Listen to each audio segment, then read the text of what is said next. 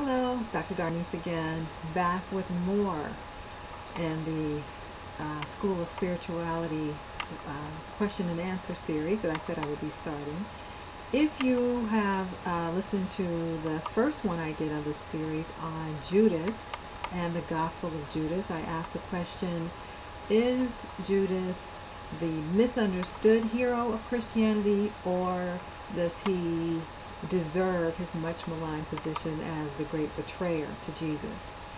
But as soon as I finished that one, I realized that I made reference to some things that already would inspire some questions. So, such as, what is a Gnostic and what is Gnosticism? I referred to a few times. When I referred to the book, The Gospel of Judas, I said it was a document from the mid-2nd century that has been dated to that era, found in a cave in Egypt, as many documents often are in the Middle East, found in various places during excavations, archaeological excavations, or just people kind of come upon a stash of writings, and sometimes they recognize the value to scholarship, and sometimes they don't. And when they do, we end up with a record of them. So anyway, I refer to the book as Gnostic. And what that means is, it's really a generic term, this word Gnostic. If you're familiar with the Greek at all, you might know the term gnosis, or knowledge. And the Gnostic people and the Gnostic religions were various groups of people who existed at the same time that Christianity was being created as an institutional religion. And what may come as a surprise, may or may not, is that there were many different kinds of Jesus followers. Many ways in which people understood who Jesus was and what he was doing while he was walking around during his ministry. And a lot of those groups had their own, as I said, understanding. They had their own writings. And over a period of time, they just kind of became collectively known as Gnostic. And that really just meant that these groups put a great weight on having special knowledge.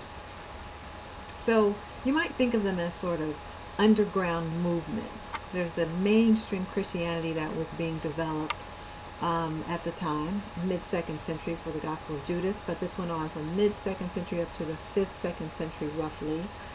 And these are sort of underground or alternative kind of religions of people who also had encounters or had some historical connection to Jesus. And they had their own stories, they had their own versions of the story. Now, those who were involved in developing mainstream Christianity, what became mainstream Christianity, of course, considered these groups to be a threat and sought to malign them as much as possible, to discourage people from having anything at all to do with them. So what we have in our historical documents are,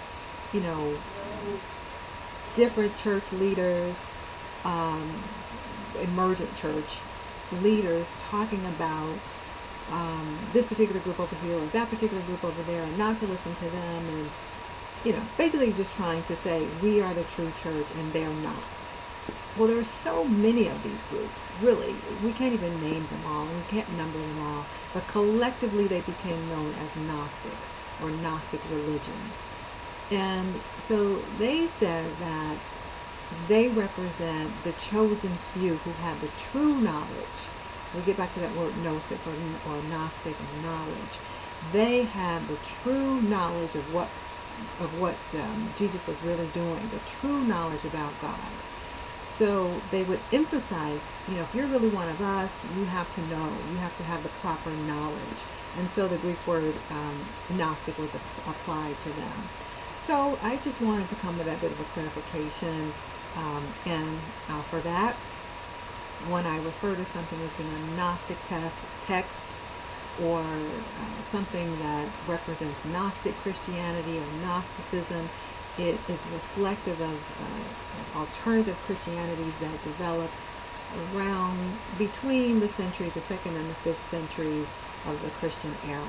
And what they really do, they really show us that there was a diversity of Christianities right from the start. There never was a time when there was one authentic form of Christianity. There just was, as you can imagine, so many different people heard about Jesus or had some interaction with him that you could in no way have just one story or one truth. It's really impossible if you think about it. So of course there were different groups who had different understandings and they had their own writings. Because remember, early in the 2nd century, there was no Bible as we know it.